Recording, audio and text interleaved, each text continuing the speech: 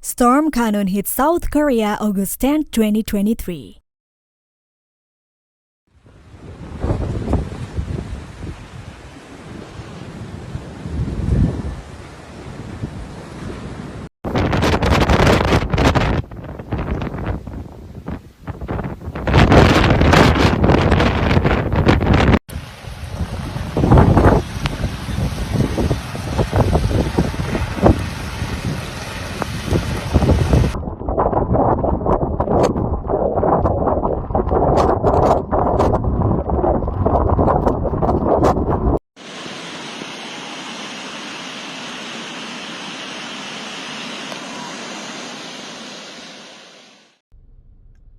Heavy rainfall and strong winds from Typhoon Khanun caused flooding, landslides, and extensive facility damage across South Korea on Thursday, as it was sweeping the nation from south to north after landing on the southeastern coast in the morning. The typhoon also forced the cancellation of 355 flights at 14 airports, 161 KDX high-speed trains and 251 regular trains, and the closures of 490 roads, 166 coastal areas, 178 sea roads, and 21 national parks nationwide.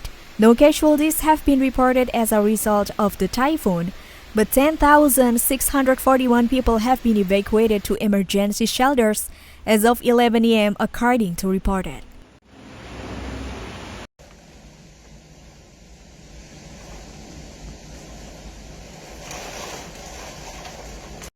Khanun, which landed on the southeastern coast near Geoje at 9:20 a.m., was cutting through the inland regions longitudinally and is expected to reach 40 kilometers east-southeast of Seoul around 9 p.m., according to the Korea Meteorological Administration. As of noon, it was heading north at a speed of 38 kilometers per hour at a location 20 kilometers south of the southeastern city of Daegu. The KMA said nothing its central pressure is 980 hectopascals with a maximum wind speed of 104 kph or 29 meters per second.